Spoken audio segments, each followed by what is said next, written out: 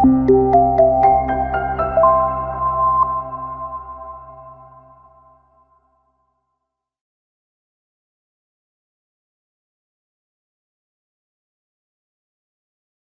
rekan-rekan, masih bersama saya Riko Halim, dosen Computer Science Binus University. Di modul pertama ini, kita akan membahas tentang pengantar kecerdasan buatan dan juga konsep-konsep dasarnya. Yuk kita bahas bersama. Adapun tujuan pembelajaran pada modul ini, teman-teman diharapkan untuk bisa menjelaskan konsep agent cerdas dan juga kecerdasan buatan itu sendiri.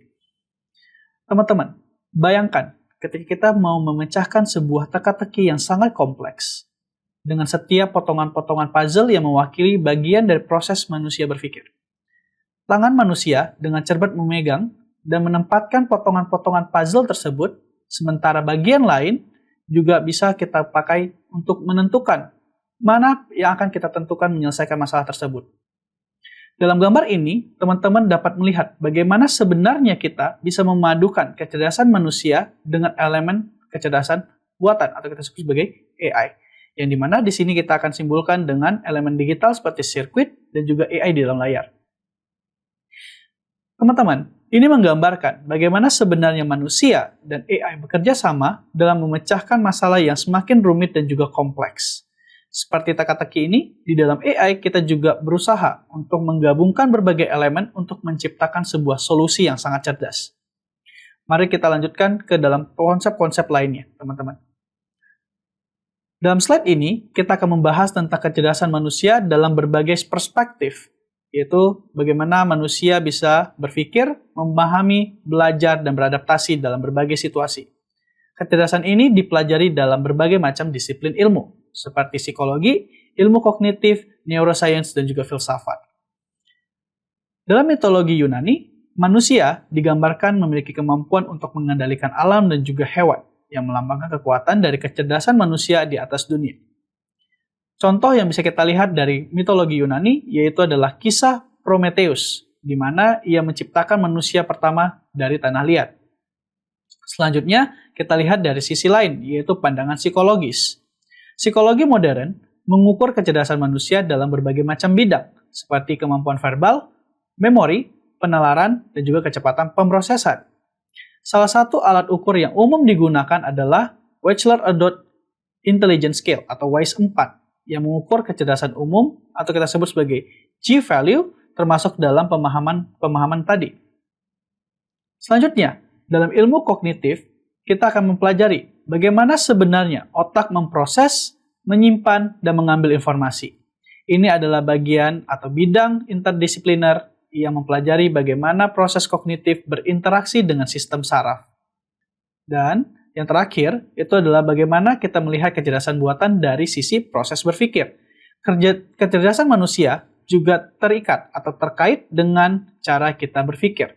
Ada 3 jenis pemikiran utama, yaitu pemikiran logis yang berasal dari pengetahuan dan juga penalaran, pemikiran atau berpikir secara lateral, yaitu berpikir kreatif yang merupakan pendekatan atau terinspirasi, kemudian yang terakhir adalah pemikiran intuitif, yang merupakan dasar dari insting dan juga perasaan itu sendiri. Sekarang, kita akan membahas apa itu kecerdasan buatan atau AI.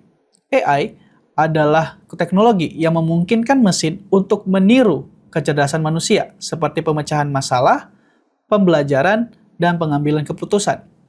Salah satu definisi pertama tentang AI datang dari John McCarthy pada tahun 1955, yang menyebutkan bahwa AI merupakan ilmu dan juga rekayasa dalam membuat mesin yang cerdas. Definisi ini menekankan upaya untuk menciptakan mesin yang dapat berpikir dan bertindak cerdas layaknya manusia. Secara umum, AI merujuk pada teknologi yang memungkinkan mesin dalam meniru kecerdasan manusia. Mesin dengan AI mampu menyelesaikan tugas yang biasanya memerlukan kecerdasan manusia, seperti memahami bahasa, membuat keputusan, atau bahkan belajar dari pengalaman. Sebagai tambahan, kita dapat melihat kutipan dari Mark Cuban yang menekankan betapa pentingnya memahami teknologi AI. Dalam dunia yang terus berkembang ini, jika kita tidak bisa menguasai AI, maka kita pasti akan tertinggal. AI sudah ada di sekitar kita dalam berbagai macam bentuk, mulai dari asisten virtual seperti Siri atau Alexa, hingga mobil otonom yang bisa bergerak sendiri. Teknologi ini bukan hanya mengubah cara kita bekerja, tetapi juga menjadi bagian dari kehidupan kita. Pada slide ini, kita akan membahas 4 aspek fundamental dari kecerdasan buatan, yaitu searching, reasoning, planning, dan juga learning. Keempat aspek ini merupakan dasar dari bagaimana AI bisa bekerja dan mampu menyelesaikan tugas yang biasanya memerlukan kecerdasan manusia. Kita mulai dari searching. Searching adalah teknik yang digunakan oleh AI dalam menjelajahi berbagai kemungkinan atau jalur, sehingga menemukan solusi dan mencapai tujuan tertentu. Misalnya, dalam permainan catur, AI akan mencari langkah-langkah terbaik untuk menang. Yang kedua adalah reasoning. Reasoning di dalam AI merujuk pada proses pemecahan masalah dengan menggunakan deduksi logis. Ini adalah bagaimana cara AI membuat sebuah keputusan berdasarkan informasi yang sudah ada, atau aturan, atau algoritma. Sebagai contoh, AI dalam sistem rekomendasi bekerja dalam menggunakan teman-teman punya data, dalam menganalisa data teman-teman dan juga memberikan saran yang lebih relevan. Kemudian yang ketiga adalah planning. Planning dalam AI adalah kemampuan untuk menentukan urutan tindakan yang harus dilakukan agar bisa mencapai suatu tujuan. Sebagai contoh, kendaraan otonom yang menggunakan perencanaan untuk merencanakan rute terbaik saat mengemudi. Dan yang terakhir, itu adalah learning.